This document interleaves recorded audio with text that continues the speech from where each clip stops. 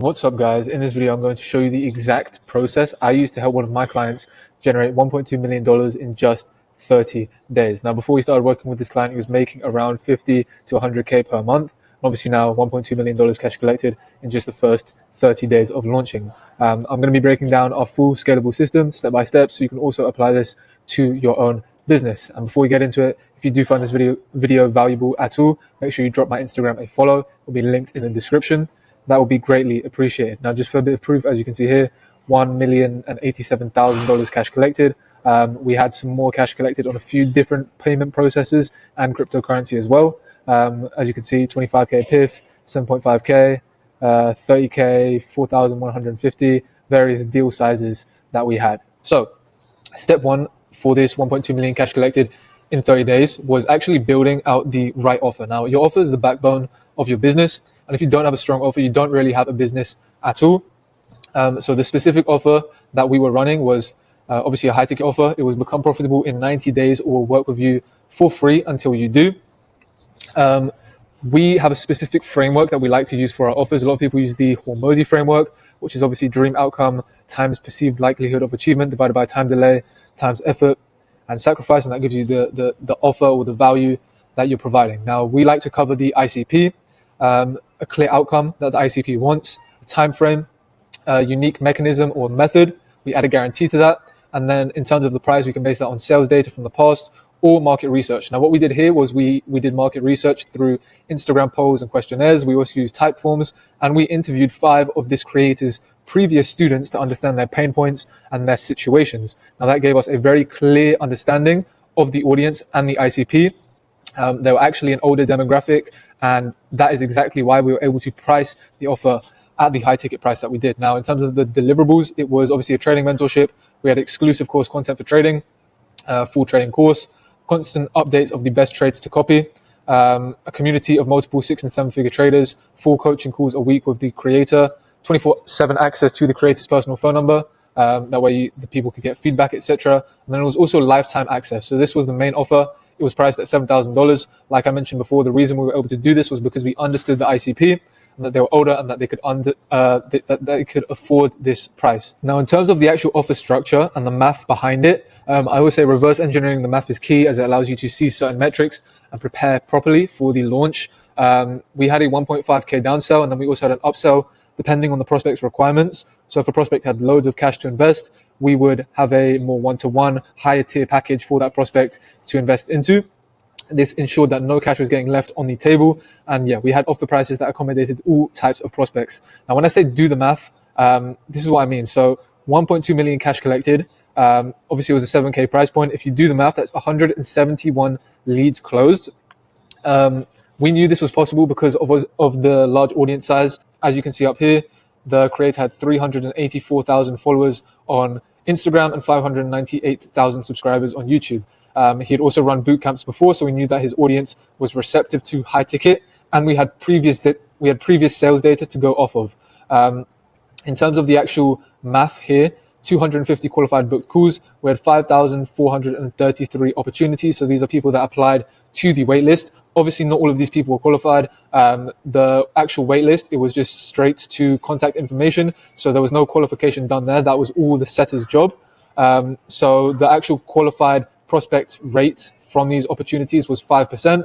That leads us to 250 qualified book calls, 171 leads closed, around a 60% close rate, and obviously 1.2 million cash collected. Now, obviously payment links, we had all different types of payment links, all different numbers, so $100, $200, $300, all the way up to PIFs. This is so that we can collect as much cash as possible. And then we also gave the closers ability to create their own custom links. So if a prospect had, for example, $1,498, they would be able to create a specific customized link that was that $1,498 so that the prospect could pay that amount. So this whole process here essentially leads to no cash getting left on the table. And yeah, we took advantage of all the leads that came through the pipeline. So step 2 is obviously the launch. Now, the funnel is how you turn strangers into paying clients. So here's the funnel that we used. We initially ran a 14-day waitlist. We promoted the waitlist on Instagram story sequences, YouTube videos, Instagram reels. Now, in terms of the actual Instagram story sequences, these stories were specifically designed to the target ICP, their pain points, the desired outcome, etc. They were designed to indoctrinate the audience. They were designed to build hype, boost engagement, and tease the launch. So here's a few stories. I don't have all of them.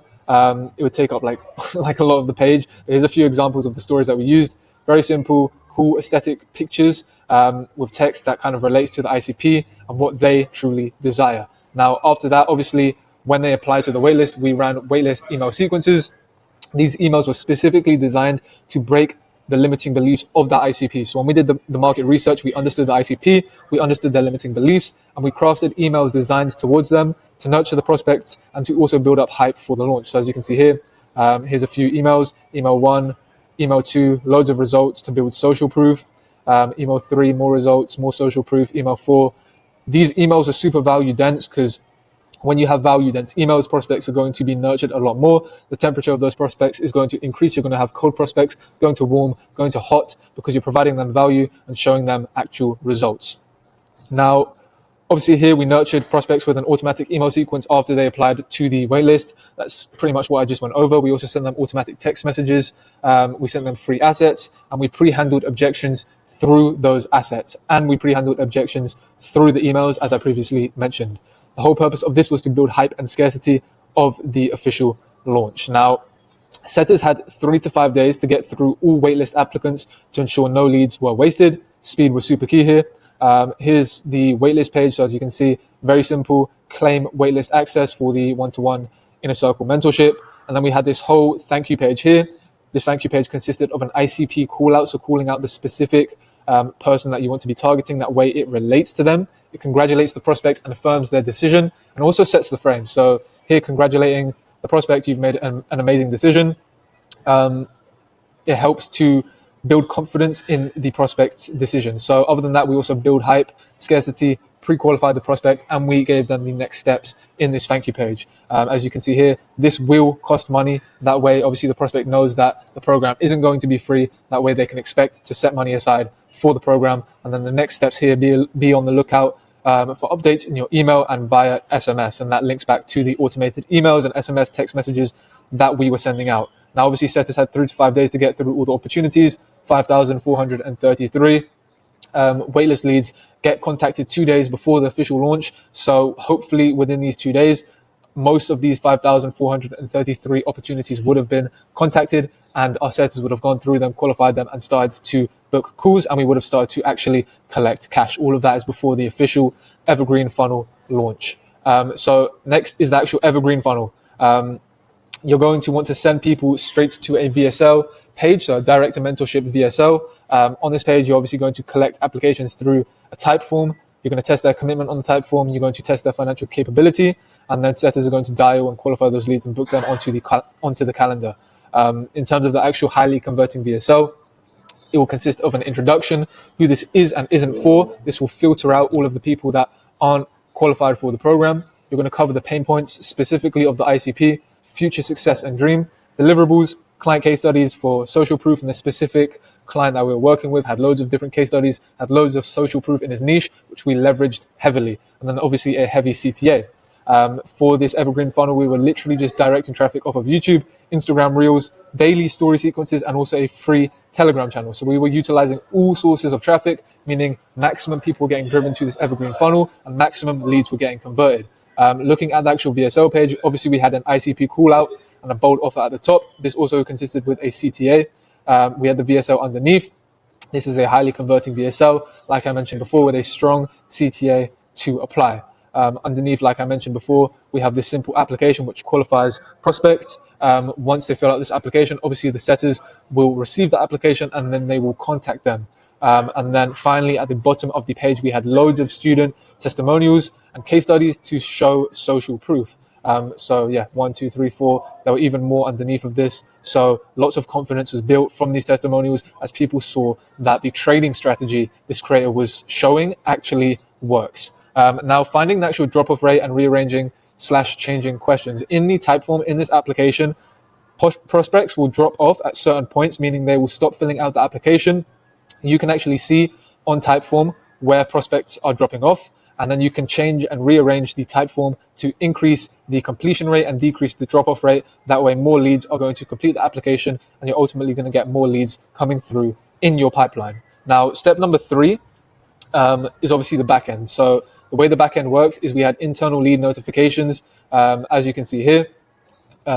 This was on our Discord. Zapier obviously connected to the type form, and then when they fill out the type form, their notifications instantly came through for the setters to see. Now, these internal notifications, like I said, were linked to the type form. This ensures speed to lead and allows setters to get notified for new applications. And like I mentioned before, setters must reach out within 5 minutes, otherwise leads will get siphoned. A little stat here, I always say speed to lead is super important.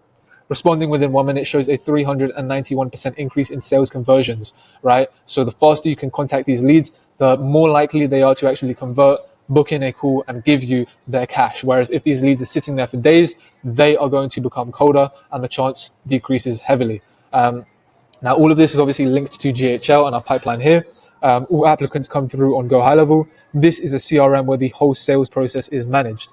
Now, setters have a specific framework to qualify and book leads, and we also ensure pipeline management so that everything is tracked. And as you can see here, when prospects book in calls, they do call notes.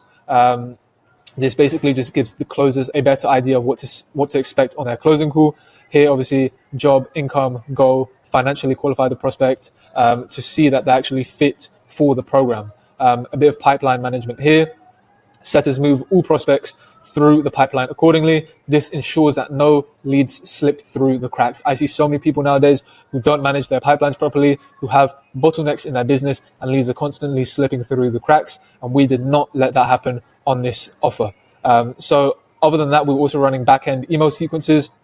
As you can see here, we had automated welcome sequences. So after they applied through the Evergreen funnel, they got added to a welcome sequence.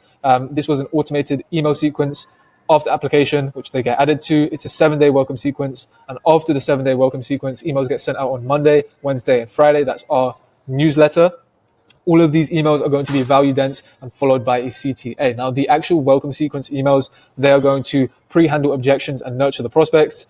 This is super key. And like I said here, keeps prospects nurtured and warmed, pre-handles objections, destroys limiting beliefs, and also relates to the ICP and their specific pain points, desired outcome, etc. Here's a little automation that we had. Obviously, the type form application, adding them to the ConvertKit sequence.